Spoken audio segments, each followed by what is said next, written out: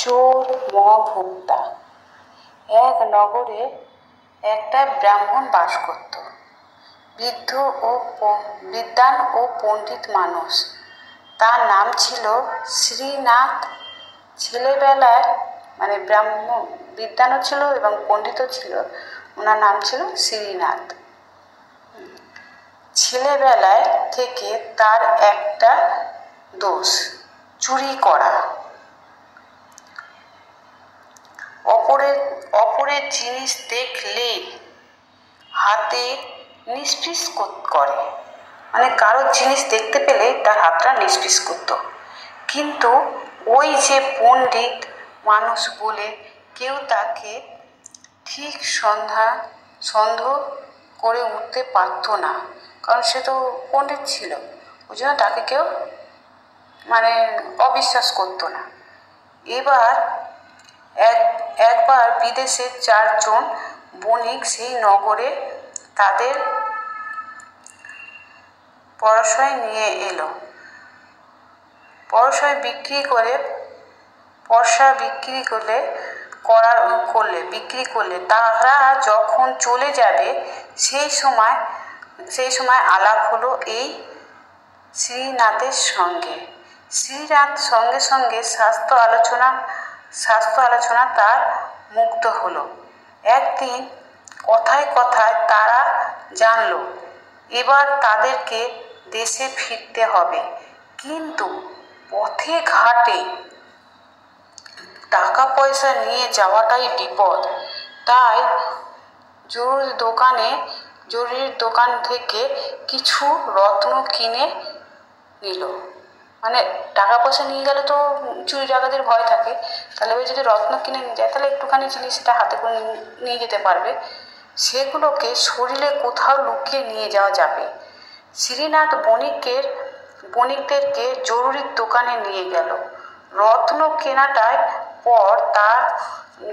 পর তারা শ্রীনাথের ডেরায় নিয়ে এলো।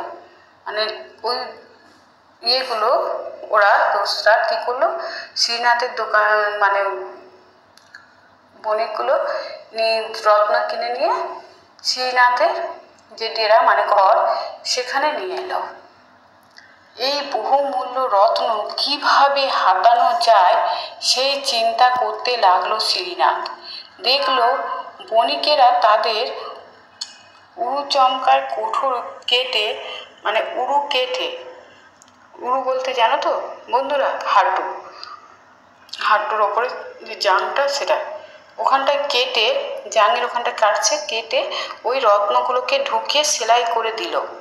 তারপর তারা যাওয়ার জন্য প্রস্তুতি হলো।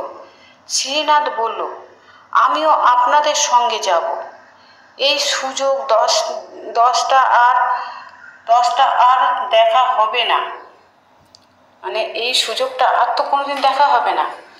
তার মতাবল অবশ্যই পথে কিভাবে ওদের রত্নগুলোকে হতগত করা যায়। বণিকদের সঙ্গে শ্রীনাথ চলেছে। নগরের পার হতে বনের ভেতর দিয়ে শ্রীনাথ ওই বণিকদের সঙ্গে যাচ্ছে। বন পার হতে একটা গ্রাম। এই গ্রামের বাইরে লোকেদের ঢুকতে তাদের পোষা কাকগুলো চিৎকার করে উঠল। একটা গ্রামের ভেতর ঢুকেছে, সেই গ্রামে যত লোকের পোষা কাক ছিল ওই বণিকদের সবাইকে দেখে চিৎকার করতে লাগলো। কাকের চিৎকারে চারপাশ থেকে বিধত্ত সেই তীর ধনুক নিয়ে ঘিরে ফেললো তাদের। যে গ্রামে ছিল এই আদিবাসীদের, সেখান থেকে ওরা সব ওই কাকের আওয়াজে তীর ধনুক নিয়ে লোকগুলোকে বণিকগুলোকে ঘিরে ফেললো। 5 জনকে তারা বেঁধে ফেললো দড়ি দিয়ে। সকলেই পোটলা পুটলি জামা কাপড় তন্ন চন্ন করে খুঁজল, কিন্তু যত সময়ে কোটি টাকা ছাড়া কিছুই পেল না। কোটি টাকা ছাড়া ওদের কাছে কিছুই ছিল না। সব জামা কাপড় যা ছিল সব তন্ন করেছে, কারণ ওরা তো যে রত্নকে ওটা উড়ুর ভেতরে ঢুকিয়ে নিয়েছে না, যেহেতু ওকে খুঁজে পাবে না, আর সেলাই করে দিয়েছে। তো হাতে কিছু পয়সা নিয়ে যাচ্ছিল। তোরা যতই খুঁজলো, খুঁজে কিছু পেলো না। কি পেলো? কয়েকটা টাকা পেলো। তার বাধ্য সর্দার বলল, মানে ওই গ্রামের বাধ্য সর্দারটা বলল, টাকা কড়ি কোথায় আছে, বের করে দাও না, না দিলে তোমাদের নিশ্চিত পাবে না। মানে বলছে টাকা কড়ি কোথায় আছে বের করে দাও, নাহলে তোমাদের ছাড়বো না। তাই বলছে নিশ্চিত পাবে না। সবাইকে কাটা ছেঁড়া করে দেখবে কোথায় টাকা আছে। শ্রীনাথ পণ্ডিত মানুষ, সে বুঝল আর নিশ্চিত নেই। বণিকদেরকে খুন করলে শরীরের তল্লাশি করলে রত্নগুলো পাবে। আমাকেও ওইভাবে তল্লাশি করলে আগে খুন করবে। আমার মৃত্যু হবে অবশ্যই। মৃত্যু যখন অবহিত আছে, তখন তাদের একেবারে মৃত্যুর দিয়ে ওদের 4 জনকে বণিককে বাঁচাতে পারি। বলছে আমি যদি মৃত্যু হয়ে যায় তাহলে বণিক 4 জন বাঁচতে পারে। এটাই কম লাভ নয়। আমার কাছে কোনো রত্ন নেই। আমাকে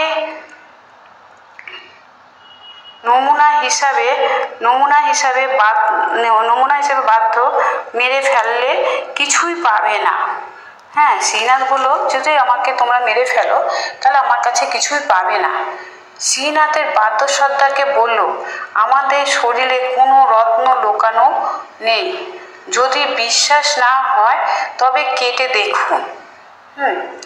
মানে শ্রীনাথ পণ্ডিতের কাছে তো রত্ন ছিল না, ছিল তো ওই বণিকদের কাছে। ওই জন্য হচ্ছে আমাকে কেটে দেখতে পারো, শরীরে আমার কোথাও রত্ন লুকানো নেই। আমাকে কেটে দেখতে পারো। কয়েকজন বাধ্য ঝাঁপিয়ে পড়লো শ্রীনাথের ওপরে। মুহূর্তে রক্তারক্তি হতেই সেই লুটিয়ে পড়লো মাটিতে। তারা এরপর তার শরীরে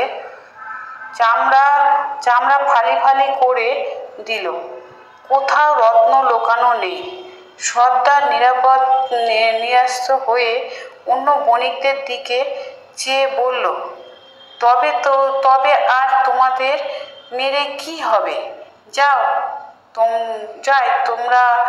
তোমরা অবশ্যই হইতে হয়ে পেয়ে যাও। মায়ের দেখছে একে তো কাটা ছেঁড়া করলাম, কিছু পেলাম না। 4 জন বণিককে কি করলো, বললো চলে যাও। সকলে বাঁধন খুলে দিল। তারা বণিকরা বুঝতে পারল তাদের বাঁচাবার জন্য শ্রীনাথ প্রাণ দিল। চলে যাওয়ার আগে তারা একবার শ্রীনাথকে খণ্ড বিখণ্ড দেহর দিকে চেয়ে রইল। চোখে ঝাপসানো হয়ে উঠল 4 বণিকের। মানে যখনই দেখলো যে শ্রীনাথ ওদের জন্য মরল, তখন কি হলো, ওদের চোখ দিয়ে জল পড়তে লাগলো। তাহলে বুঝতে পারলে যে চোর, সে বণিকদেরকে কি করে বাঁচালো? যে ভাবলো যে আমি যদি মারা যাই তাহলে 4 জন বণিক বেঁচে যাবে জীবনে, তাহলে কারণ ওদের কাছে রত্ন লুকানো আছে। ওই জন্য ও নিজে আগে ঝাঁপিয়ে গেল শ্রীনাথ, যে আমাকে মেরে ফেলো, আমাকে দেখো চারিদিকে কেটে কুটে যে কোথাও কিছু আছে কিনা। দেখছে ওকে কাটার পরে এরা সর্দার ভাবলো যে সত্যি তো, তাহলে এদের কাছেও কিছু নেই বলে 4 জনকে ছেড়ে দিল। তাহলে দেখলে মানে চোরের বন্ধু বণিক হলেও, বণিকরা যদি চোরের বন্ধু হয়, তবুও চোর দেখো নিজের জীবন দিয়ে বণিকদেরকে বাঁচালো। আমার গল্পটা এখানেই শেষ হলো। তোমাদের কেমন লাগলো বলো বন্ধুরা।